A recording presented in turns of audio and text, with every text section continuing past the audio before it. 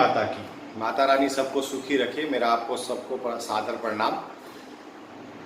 ज्योतिष शास्त्र में आपका स्वागत है।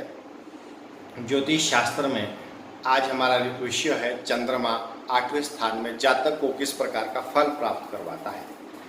चंद्रमा हमारा मन का कारक, चंद्रमा हमारा जीवन कारक, चंद्रमा से संबंधित लगभग 60 से 70% चीज़ें जो हमारे जीवन में घटती है इसका कारक चंद्रमा ही है। क्योंकि चंद्रमा हमारी मानसिकता है, एक सोच है। ये हमारी सोच पर निर्भर करता है हमारे कर्मों को किस दिशा में लेके जाता है। तो 8वें स्थान का जो चंद्रमा है, ज्योतिष शास्त्र के अनुसार लाल किताब का जो फल कथन आता है, हमारे अध्ययन में जो हमने सीखा है उसमें यही बताया जाता है कि 8वें स्थान का चंद्रमा अच्छा नहीं होता है। यहाँ पर स्थित चंद्रमा का जो संबंध है हमारे मंगल और शनि के भाव से भी देखा जाता है, क्योंकि यहाँ पर स्थित शनि और मंगल भी अपना प्रभाव देते हैं 8वें स्थान में। तो यहाँ पर जो संबंध चंद्रमा से आ जाता है तो ऐसे जातक के लिए हमेशा जीवन में संघर्ष बहुत बन जाता है। पहले तो उसकी शिक्षा पूरी नहीं हो पाती है। चंद्रमा का यहाँ पे बहुत बड़ा दोष बताया गया है। अगर 8वें स्थान में चंद्रमा स्थित है, अगर उसकी शिक्षा पूरी होती है तो माँ का जीवन जो होता है उनको संपूर्ण आयु माँ को प्राप्त नहीं होती है, यानी कि छोटी अवस्था में ही माँ का जीवन को खतरा बन जाता है। हो सकता है उनकी समय से पूर्व ही उनकी मृत्यु हो जाती है। तो ऐसे जातक को जो 8वें स्थान में चंद्रमा स्थित है, माँ और शिक्षा का प्रभाव खूब पड़ता है। कमी महसूस होगी माँ की, नहीं तो शिक्षा की। तो दो में से एक तो ये तय है कि शिक्षा कम होगी या माँ का जीवन कम होगा। 8वें में स्थित चंद्रमा यदि दूसरे में स्थान में बृहस्पति और शनि भाव हो तो ऐसी जगह में चंद्रमा का जो दुष्प्रभाव है यहाँ पर वो कम हो जाएगा। ऐसे जातक का जो दुष्प्रभाव है, अगर मान लीजिए दूसरे स्थान में शनि या बृहस्पति बैठे हैं कुंडली में, तो 8वें स्थान में चंद्रमा जो बैठा है तो यहाँ पे वो अपनी कुछ चीज़ों को कम कर देता है। मतलब जो उसका प्रभाव जो पड़ रहा था आपके जीवन में, उन बातों को वो कम कर देगा, वो प्रभाव कम हो जाएगा। ऐसे जातक को अगर चंद्रमा से देखा जाता है तो उसके घर गृहस्थी में जो बुजुर्ग है उन्होंने पहले से कुआं खदवाया होगा, कुआं होगा उनके उधर या तालाब होगा, तो भी वो जातक को काफ़ी प्रभावित करता है जिसका चंद्रमा है। चंद्रमा 8वें स्थान का जातक को उनकी जो धन संपत्ति बुजुर्ग की तरफ से मिलती है वो भी मिलने में कठिनाई पैदा कर देता है। मतलब कहा ज़्यादातर देखा गया है कि 8वें स्थान का चंद्रमा जो पूर्वज की संपत्ति से उनको जो प्राप्त होना चाहिए वो संपत्ति प्राप्त होती नहीं है। ज़्यादातर यही देखने में आता है। फिर भी अगर बाकी ग्रह सपोर्ट कर रहे हैं तो हो सकता है संपत्ति मिल भी जाए, लेकिन उसके लिए उन्हें बहुत कष्टों का सामना करना पड़ेगा।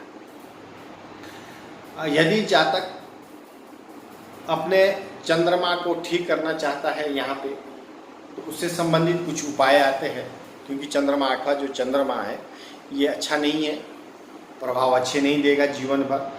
हाँ, कुछ एक उपाय है, अगर वो जीवन में इस उपायों को अपनाता है तो डेफिनेटली यहाँ पे चंद्रमा को काफ़ी हद तक अच्छा किया जा सकता है। पहले तो अपने वो घर के जो बुज़ुर्ग हैं उनको आदर सम्मान दे, बुज़ुर्गों का अनादर ना करे। हमेशा बुज़ुर्गों के माँ बाप है या दादा दादी है या उनके जीवन में जो भी बुज़ुर्ग है उनका हमेशा सम्मान करे बुज़ुर्गों का। अपने परिवार से बाहर भी जो बुज़ुर्ग उनको मिलते हैं जीवन में, बुज़ुर्ग लोग यानी अपने से बड़े आयु के लोग, उनको हमेशा वो सम्मान दे। क्योंकि ऐसा वो करने से उसका चंद्रमा यहाँ पे बल मिलता है, बृहस्पति का आशीर्वाद मिलता है, तो चंद्रमा अपने प्रभाव को यहाँ पे कम कर देगा। और अपने पूर्वजों के लिए आप हमेशा कुछ समारोह करें, उनके लिए कुछ सेलिब्रेशन जो बोलते हैं आपकी तरफ से करेंगे तो पूर्वजों का आशीर्वाद आपको मिलता रहेगा।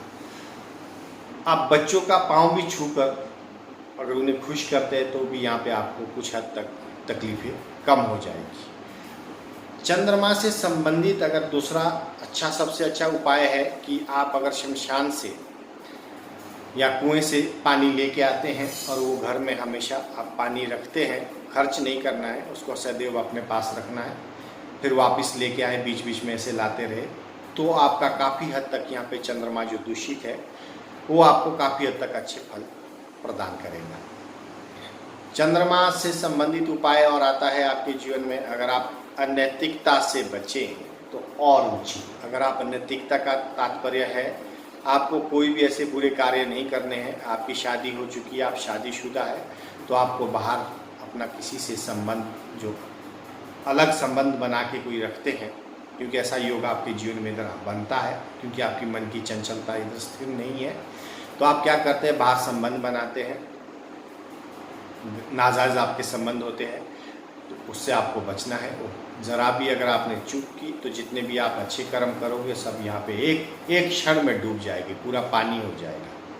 तो अनैतिकता से बचें और जीवन में जुआ कभी ना खेलें, क्योंकि जुआ, लॉटरी, सट्टा जो बोलते हैं ना, इन सब चीज़ों से आपको हमेशा दूर रहना चाहिए, क्योंकि जो 8वें स्थान का चंद्रमा है वो इसी प्रकार के फल देता है। तो ऐसी चीज़ों से आप सावधान हो जाइए, अपनी चीज़ों को संभाल के रखिए, बुजुर्गों का आशीर्वाद लीजिए, जीवन में माता पिता का आशीर्वाद लीजिए। जो उपाय मैंने बताए आप इसको नोट करके रखिए और अपने जीवन में देखिए, आपके जीवन में इन उपाय से करने से सकारात्मक प्रभाव पड़ेगा, आपका जीवन भविष्य उज्जवल होगा। इसी कामना के साथ आज का विषय मैं यहीं समाप्त करता हूं। आपको हमारा ये वीडियो पसंद आए तो आप इसे शेयर, लाइक और कमेंट करना ना भूलें। कमेंट कीजिए, आपको अगर इसमें कोई हमारी त्रुटि लगती है तो आप हमें क्षमा करें।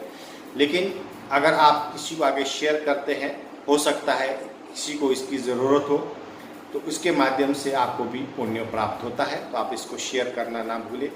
9 ग्रहों की जो कुंडली है, अगर आपको संपूर्ण जानकारी अपने जीवन की चाहिए तो आप मुझे कॉल कर सकते हैं, स्लाइड में आपको नंबर दिखाया जा रहा है, व्हाट्सअप कर सकते हैं। अगर आपके नज़दीक भी ज्योतिषाचार्य अच्छे हैं तो आप उनको भी ये कुंडली दिखा सकते हैं, उनसे अपनी कुंडली दिखाइए, जन्म पत्रिका दिखाइए, जो भी दोष आपकी कुंडली में पाए जाते हैं उसके अनुसार अच्छे ज्योतिषाचार्य हमारे समाज में हैं, वो आपको पूरा परिचय करवाएंगे आपके जीवन का, आपको समझ में आ जाएगा। लेकिन शर्त यही है, अच्छे ज्योतिषाचार्य से मिलिए, क्योंकि आजकल धोखेधड़ी वाले खेल बहुत होते हैं, तो उनसे सावधान।